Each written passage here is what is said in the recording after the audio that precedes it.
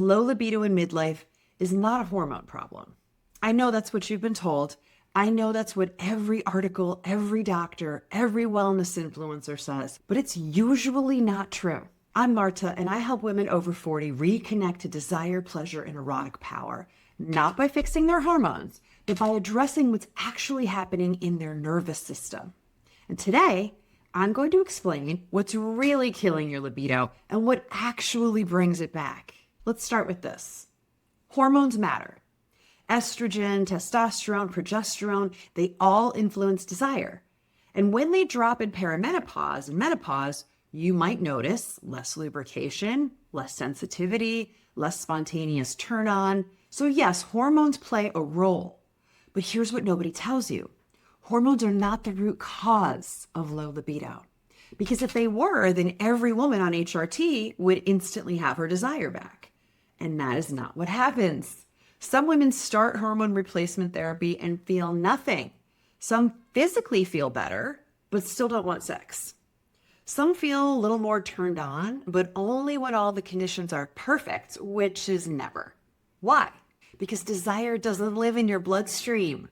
It lives in your nervous system.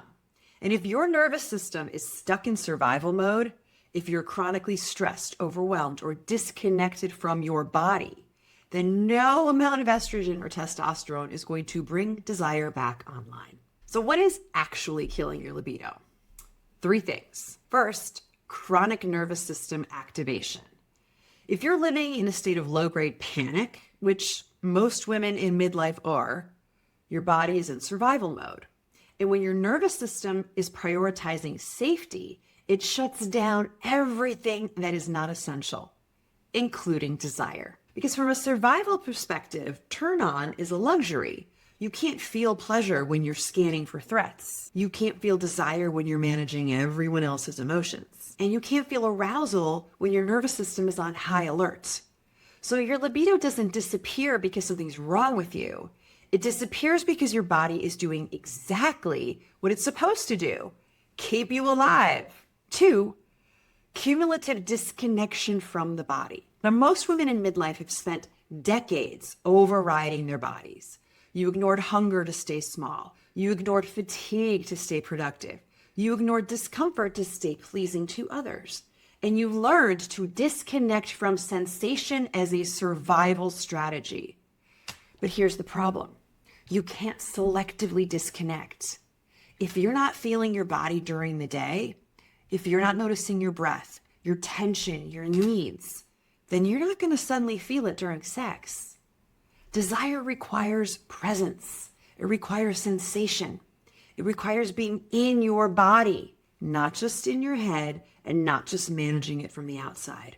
And most women have been in their heads or outside of their bodies for so long, they don't even know that they've left. 3, the collapse of conditions that once supported desire.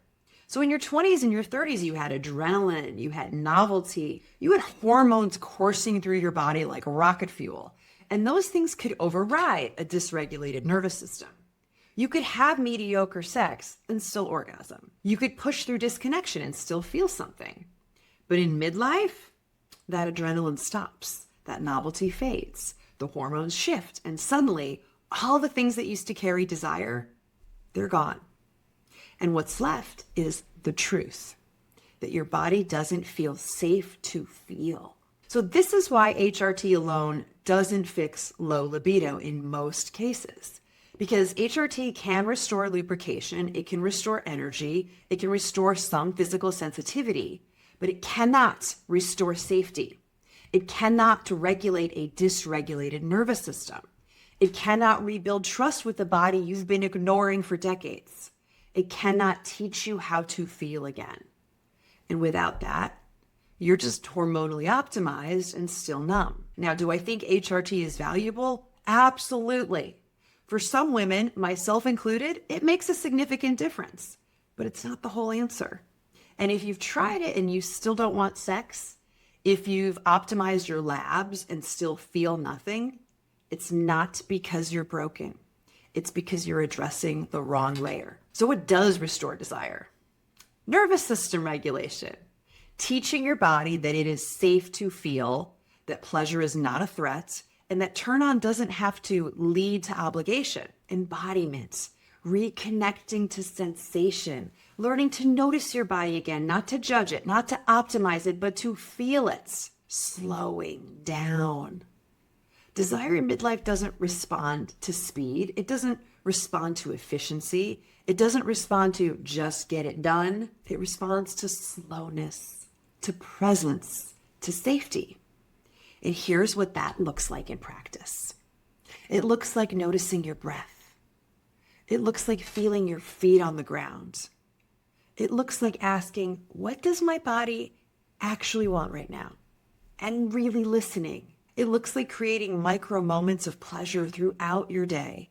Not sex, not performance, just sensation. The warmth of your coffee, the stretch in your shoulders, the softness of your skin. Because desire doesn't actually start in the bedroom. It starts with your body remembering that feeling is safe. And here's the truth nobody wants to hear. This is slower than taking a pill. It's slower than starting HRT. It's slower than reading an article and trying a new technique. Because you're not just fixing a symptom. You're rewiring decades of conditioning. You're teaching your nervous system that it's okay to come out of survival mode. You're rebuilding trust with the body that you've been at war with. You're learning to feel again. And that takes practice. It takes patience. It takes support. But it works. Not because I'm special or you're special, but because this is how the nervous system actually functions. When you create safety, when you create presence, when you reconnect to sensation, desire comes back online. Not because you forced it, but because you finally gave it the conditions it needs to exist. Now, if this video landed, here's where to start. Number one, join the Sensual Sisterhood. It's my free community where we practice this work together in sisterhood. 2, download the Sensual Spark, a 3-minute audio specifically designed to help you reconnect to your body. Both links are in the description below. And if you're ready to understand why good girl conditioning is killing your desire, watch the next video. Your libido isn't gone. It's just waiting for you to come back home.